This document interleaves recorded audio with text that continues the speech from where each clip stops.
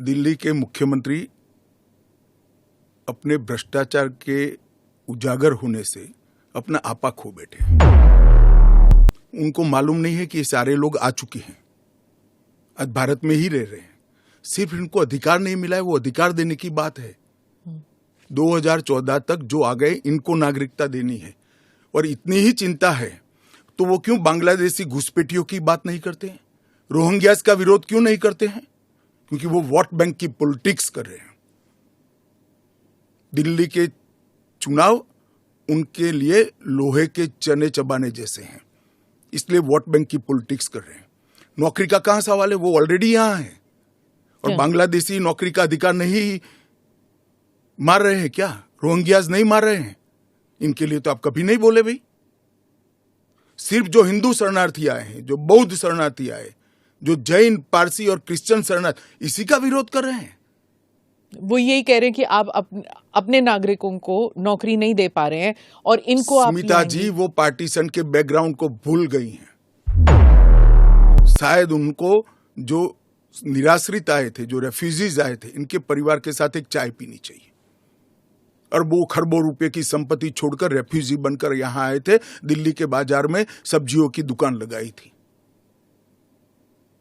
मोदी जी ने विभाजन की विभीषिका का दिन मनाकर उसको हिस्ट्री का हिस्सा बनाया है। इन लोगों के मन में संवेदना नहीं है, वो समझते नहीं है वहां धर्म के आधार पर इनके परिवार की महिलाओं का गौरव छीना जाए, अपमानित किया जाए, क्या करेंगे वो?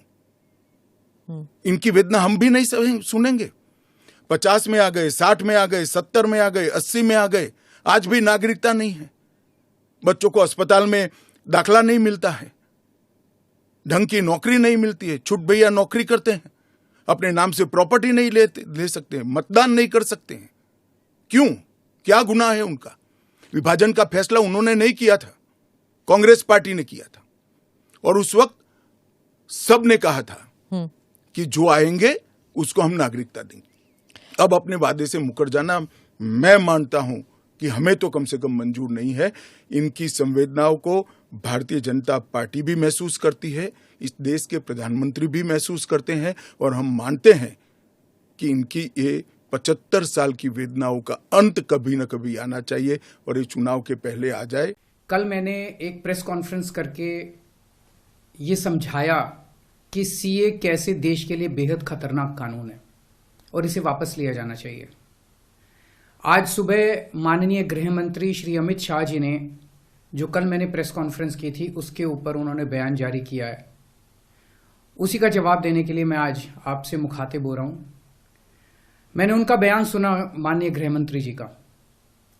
अपने पूरे बयान में जो प्रश्न मैंने कल उठाए थे उसका किसी भी एक भी प्रश्न का उन्होंने जवाब नहीं दिया।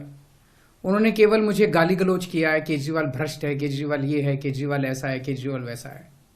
मुझे छोड़ दीजिए, मैं इंपॉर्टेंट नहीं हूं, देश इंपॉर्टेंट है, देश के 140 करोड़ लोग इंपॉर्टेंट हैं, उनकी बात करते हैं। मैं आपसे पूछना चाहता हूं कि आज हम पूरा देश मिलके, सारी सरकारें मिलके अपने देश के बच्चों को रोजगार देने में असमर्थ हैं। जो इतनी भारी संख्या में बाहर से आप पाकिस्तान, बांग्लादेश के लोगों को हमारे देश में लाके बसाना चाहते हो, उनको नौकरियां कहां से दोगे? उनके लिए नौकरियां कहां से आएंगी? पहले अपने बच्चों के लिए तो नौकरी का इंतजाम कर लो। ये मेरा कल मूल प्रश्न था। उनके लिए घर कहां से आएंगे जो आप इतनी बड़ी संख्या में पाकिस्तान से, बांग्लादेश से लोगों को लाके अपने देश में बसाना चाहते हो, माइग्रेशन करवाना चाहते हो?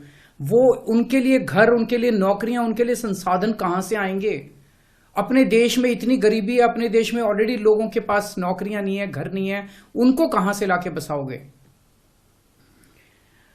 आजादी के बाद काफी बड़े स्तर के ऊपर माइग्रेशन हुआ था। बहुत सारे लोग भारत से पाकिस्तान और बांग्लादेश गए थे और बहुत सारे लोग वहां से इधर आए थे। अब जो ये माइग्रेशन इस सीए की वजह से होने वाला है, ये उससे कहीं ज्यादा बड़ा माइग्रेशन होने वाला है। पाकिस्तान, बांग्लादेश, अफगानिस्तान, इनका कहना है कि सीए के तहत इनके अल्पसंख्यक जो हैं वो अगर भारत में आके रहना चाहेंगे तो उन्हें उस बात की मंजूरी दी जाएगी, उन्हें हमारे भारत की नागरिकता दे दी जाएगी। इन तीनों देशों में मिलाके लगभग 2.5 से 3 करोड़ अल्पसंख्यक रहते हैं। पाकिस्तान, बांग्लादेश और अफगानिस्तान में मिला के लगभग 2.5 से 3 करोड़ अल्पसंख्यक रहते हैं। वहां बहुत गरीबी है, उनके पास रोजगार नहीं है। भारत में आना और भारत की नागरिकता मिलना उनके लिए तो बहुत बड़े सपने की तरह है। और अगर हमने भारत के दरवाजे खोल दिए, इतनी बड़ी संख्या में लोग आने वाले हैं जिसकी हम कल्पना भी नहीं कर सकते। इन 2.5-3 करोड़ लोगों में से अगर 1-1.5 करोड़ लोग भी आ गए तो कहां बसाया जाएगा उनको, क्या करेंगे उनका? ये मेरा